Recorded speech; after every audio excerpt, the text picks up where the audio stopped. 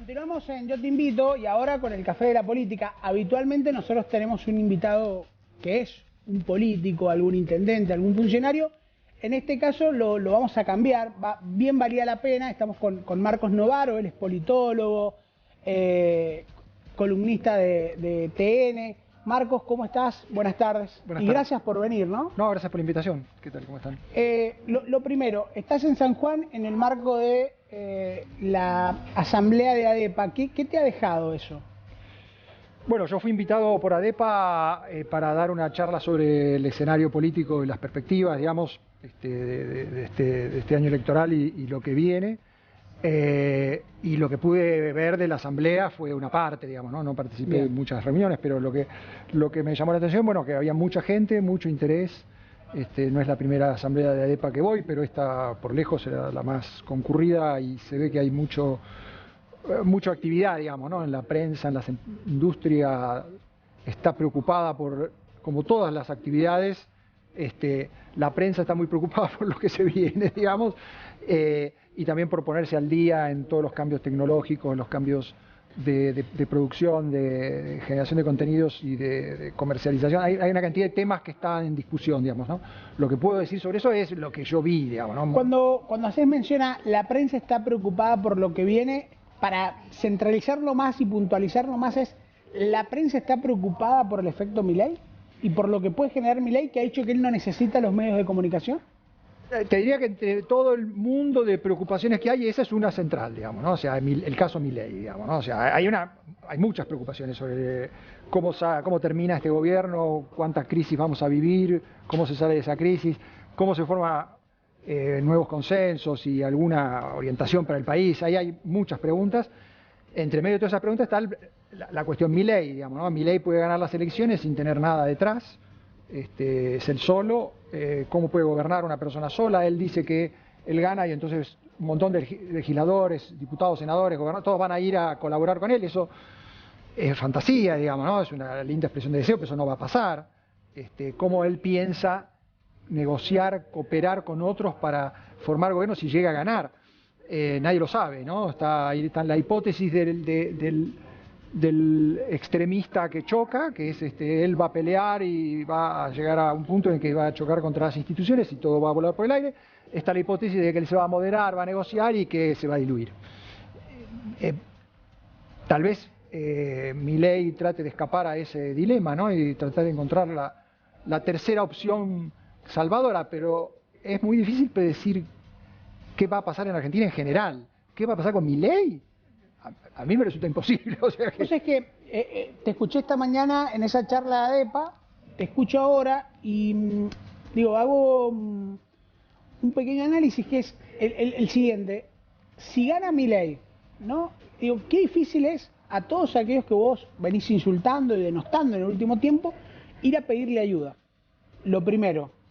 Y lo segundo es, que lo acabas de marcar, gana Milei y tiene que ser moderado. Ese 30%, 40% que lo va a votar, no lo votó por ser moderado, todo lo contrario. Exactamente. Digo, ahí vas, yo imagino, digo, votante de Milei que lo votó por ser un loco de la motosierra, cuando Milei sea moderado porque necesita cambios, es un votante enojado. Y eso es lo que a veces pasa con los outsiders que llegan al poder. Le ha pasado un poco a Boric en Chile, Sí. Le ha pasado a Petro en Colombia. Se quedan en el medio, no son revolucionarios porque no les da para romper el sistema, y cuando empiezan a negociar le sale todo carísimo. Le sale todo carísimo porque a alguien que es ajeno, los demás le van a cobrar toda la ayuda. Y entonces todos los legisladores, todos los gobernadores, todos los intendentes van a decir, bueno, primero dame algo para que yo te ayude. Y eso es inconsistencia fiscal, eso es más gasto, eso es más déficit, eso es más inflación. Entonces, si él prometió que va a eliminar la inflación de raíz y empezamos el 2024 con inflación creciente, los votantes de él se van a enojar en serio. Y lo hemos visto en muchos lugares de América Latina. Los gobernantes outsiders terminan en una nube de mal humor que es muy rápida, digamos, no tienen una luna de miel demasiado larga. A los 3-4 meses ya un porcentaje importante de sus votantes están decepcionados. Y el problema cuando vos no tenés base de apoyo firme es que cuando se te decepcionan los votantes no tenés de quién agarrarte. Ahí sos, si ya eras solitario. Un solitario, antes, sin apoyo social, sos directamente la víctima de la extorsión. O sea, te van a ir a buscar para sacarte todo.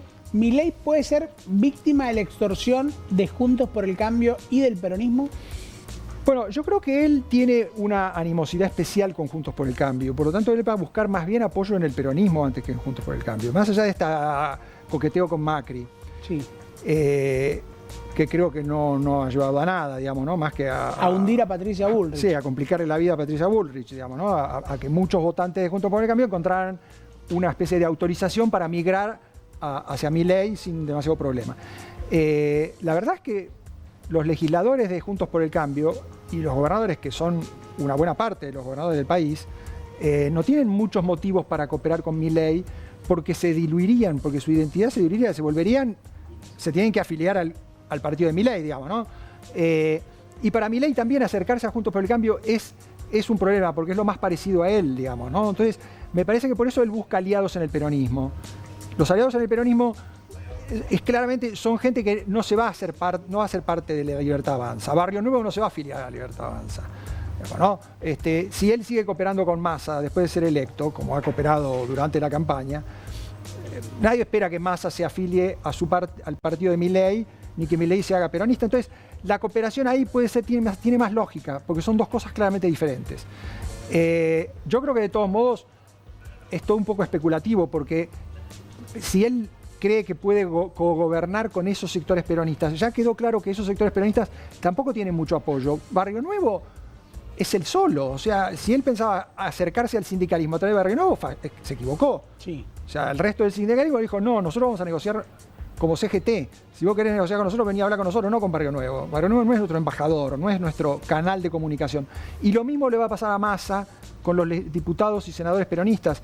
Entonces, el peligro que hay es que haya una gran fragmentación, no haya vías de cooperación muy estables, y eso en medio de una crisis económica que es galopante, y yo creo que lleva al desgobierno, ¿no?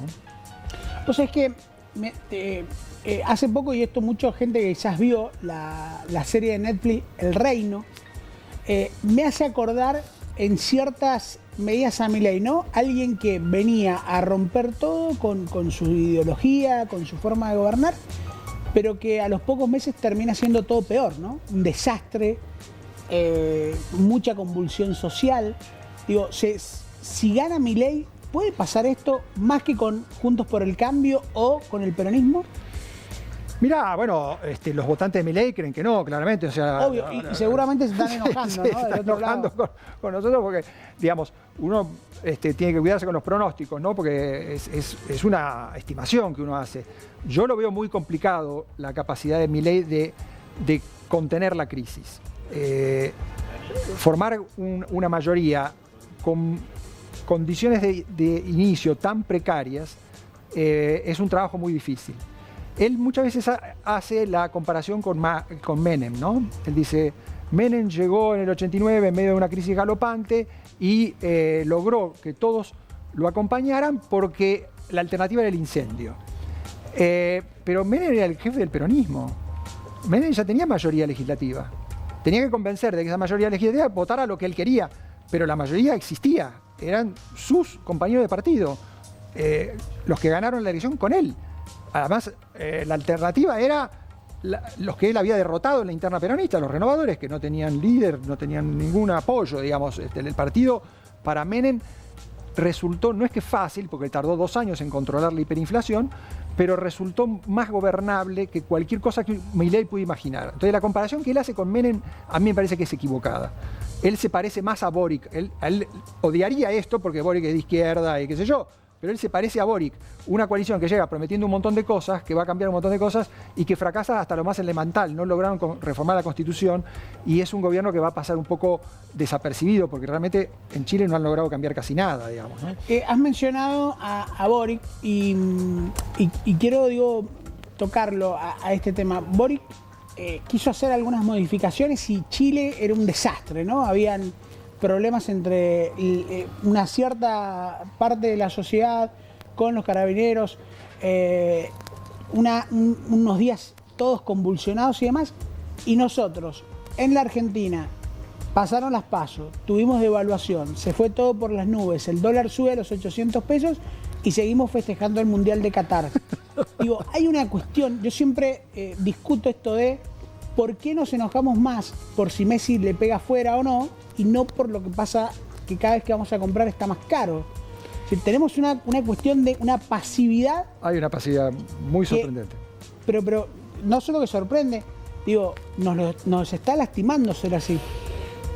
Bueno, a ver, hasta ahora ha sido muy sorprendente la baja disposición a la protesta que hay en una situación de enorme deterioro, ¿no? La Argentina se ha empobrecido muchísimo en los últimos años.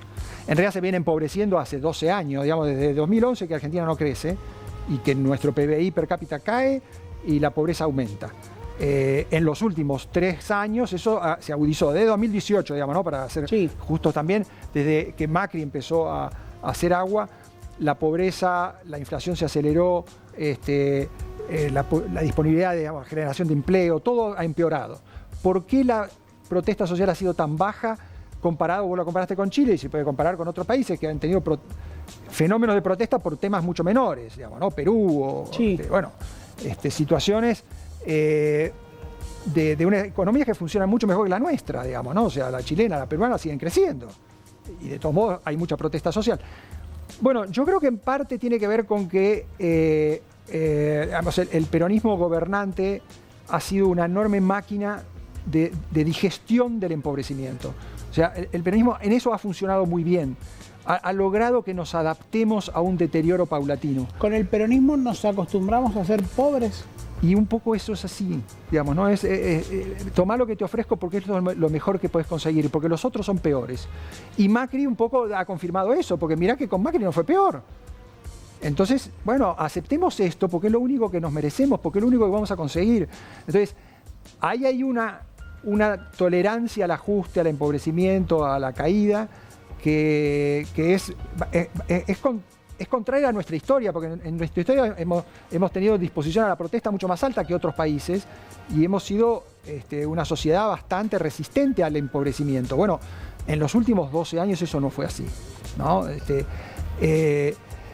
Va a seguir siendo así, o sea, si sigue este ciclo de crisis cada vez más aguda, ¿no? O sea, malos datos económicos, devaluación, aceleración inflacionaria, más pobreza. Eso puede repetirse en octubre, puede repetirse en noviembre, pero eso va a seguir siendo así. ¿Es infinita nuestra tolerancia al empobrecimiento? Claramente no. Yo creo que ya tuvimos una señal de alarma con los saqueos dispersos, que por suerte fueron aislados, que hubo después de las PASO, pero eso fue una señal de alarma. La sociedad argentina está en una tensión muy fuerte. Parece que la política no se da cuenta de que está jugando con fuego, digamos, ¿no? O sea, no es que esto es elástico hasta el final. Llega un momento en que puede estallar por cualquier cosa. Y ya tuvimos la experiencia, ¿no? 2002 fue suficiente, ha habido saqueos durante la etapa kirchnerista por mucho menos. Tenemos la experiencia de provincias que se incendiaron, ¿no? Córdoba en su momento, a Schiaretti se le incendió. Simplemente por una huelga policial. Entonces puede haber cualquier episodio que de acá a fin de año o de acá que se ponga en marcha un programa que genere confianza y que reactive la economía, para lo cual puede pasar bastante más que estos 3 meses de fin de año, que nos lleve a romper esa pasividad, que yo entiendo lo que vos decís, está mal ser tan pasivo, tiene su lado, por decir así, pacífico, ¿no? O sea, hemos evitado también que haya muertos en la calle, digamos, ¿no? O sea, tengamos en cuenta cuáles son los escenarios con los que nos tenemos que mover de acá a que empiece a haber una salida. Las dos últimas. El 22 de octubre, viste que tanto Patricia Bullrich como Milei, quizás en menor medida, dicen vamos a terminar con el kirchnerismo. Y el otro día Patricia quiso hacer el servicio penitenciario con el nombre de doctora Cristina Fernández de Kirchner y tuvo ahí como algunos me gusta, sí, quizás. Sí. Ahora, ¿se termina el kirchnerismo el 22 de octubre o hay más posibilidades de que se termine Juntos por el Cambio el 22 de octubre? Mirá, las dos cosas pueden pasar. Si el kirchnerismo pierde la provincia de Buenos Aires, prácticamente va a quedarse sin ningún lugar donde gobierna. Puede perder, además, si pierde la provincia, va a perder probablemente muchos municipios en la provincia. Y es el único portaaviones que le queda, digamos, ¿no? Después lo demás son barquitos, son botecitos de salvavidas, o sea, ni siquiera gobierna ya Santa Cruz. Entonces, el kirchnerismo, si pierde la provincia de Buenos Aires, queda muy debilitado en la interna peronista y frente a la sociedad. Ahora, lo cierto es que de todos modos Kicillof tiene chance de ser reelecto, digamos, ¿no? Entonces ahí Cristina, aún haciendo la peor elección de la historia del peronismo, puede sobrevivir como la líder nacional, porque es la única que queda, porque sigue controlando la provincia de Buenos Aires. Juntos por el Cambio tiene las cosas complicadas, porque si no llega a entrar a la segunda vuelta, su electorado se dispersa, y la sucesión del liderazgo ahí queda muy, muy cuestionado, porque Macri ya no es el líder que fue y Patricia Bullrich naufragó. Entonces, ¿quién es el líder de Juntos por el Cambio? Es un gran problema. Lo que pasa es que Juntos por el Cambio territorialmente es más fuerte, territorialmente y legislativamente es más fuerte que nunca. Y no hay mucho motivo para que se peleen ahí, porque el PRO y el radicalismo saben que el que se va se queda sin nada. ¿No? Se necesitan. Y no creo que sea atractivo para ellos ir a colaborar con Milei, porque, insisto, Milei no tiene nada para ofrecer. Primero resolvé la crisis y vamos a ver si lo lográs, y sobreviví, y después vemos si te acompañamos. Entonces, yo no veo que Juntos por el Cambio vaya a desaparecer. Lo que pasa es que va a tener un problema que ya existe, y lo va a tener mucho más grave, de liderazgo. Bien. ¿Te sorprendió, esta sí es la última, que Patricia Bullrich le ganara a Larreta? No, yo creo que ese resultado estaba un poco cantado desde hace un tiempo, ¿no? A mí lo que me sorprendió es que los dos les fuera tan mal, y eso tiene que ver con que hicieron una interna muy destructiva, muy de pelea muy barrial, ¿no? De tirarse mugre unos a otros, y el papel de Macri ahí fue también muy contraproducente, ¿no? Macri demoró su decisión de correrse. Cuando se corrió, no se corrió del todo, siguió diciendo que él era el titiritero, digamos, ¿no? O sea, dejó de ser candidato, pero para seguir siendo jefe, cosa que no ayuda. Vos necesitas un candidato que sea jefe, no podés tener ya lo tuvimos, digamos, con Alberto Fernández, o sea que eso claramente era el inconveniente, que él insistiera en ser el jefe, y además fue muy destructivo contra Larreta, ¿no? A Larreta, la verdad, una cosa era combatirlo en la interna y otra cosa destruirlo. Con todo ese argumento de que era poco confiable, de que era mentiroso, de que había hecho trampa, qué sé yo. La verdad que la discusión interna se volvió tóxica. Y los votantes reaccionaron, ¿no? Los votantes se cansaron de esa interna. En vez de ser una interna atractiva, fue una interna expulsiva. Y ahí está. Marcos, te agradecemos este ratito. Muchas gracias. No, gracias a ustedes, un gusto. Ahí pasó Marcos Novaro por el Café de la Política, decíamos politólogo, columnista de TN. Hacemos una pausa y enseguida continuamos con más Yo Te Invito.